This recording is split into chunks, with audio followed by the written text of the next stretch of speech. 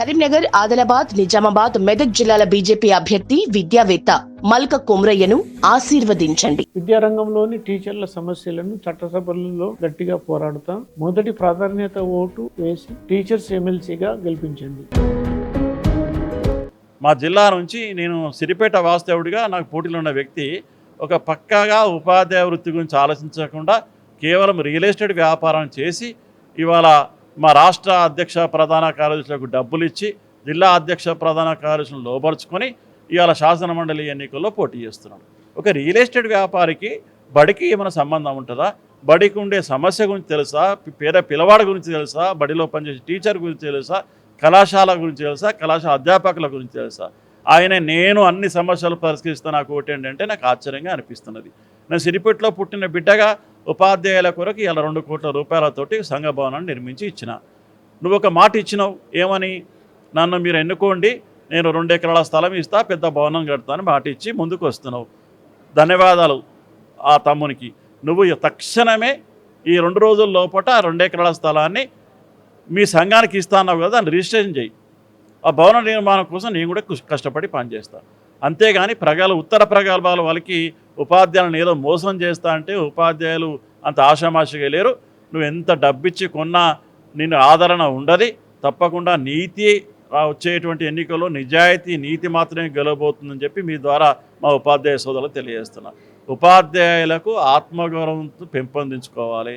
మన ఆత్మగౌరవం పెరగాలంటే ఎవరికి ఓటేస్తే పెరుగుతుంది.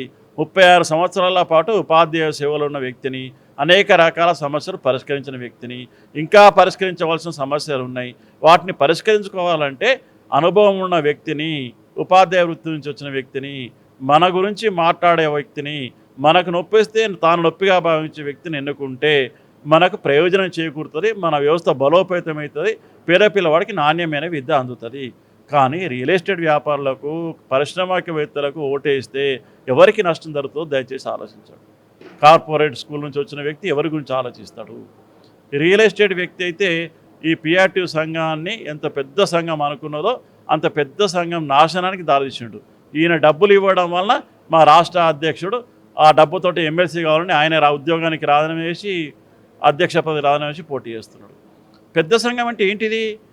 6 ఏళ్ల కింద నల్గొండ ఎన్నికల్లో ఓడిపోయినందుకు పెద్ద సంఘమా? సంవత్సరంన్నర కింద హైదరాబాద్ ఓడిపోయినందుకు పెద్ద సంఘమా?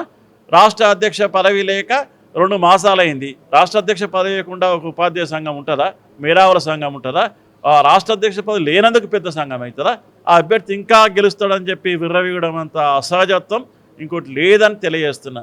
మా ఉపాధ్యాయ మిత్రులు ఎన్ని రకాల ప్రలోభాలు పెట్టినా, వాడు 5 ఇస్తా అంటుండు, వాడు 10 ఇస్తా అంటుండు, ఇంకోటి ఏదో అంటుండు, కానీ అవన్నీ ప్రలోభాలకు లొంగకుండా తప్పకుండా ఖచ్చితత్వాన్ని పాటిస్తారు, పారదర్శకం కలిగి ఉంటారు.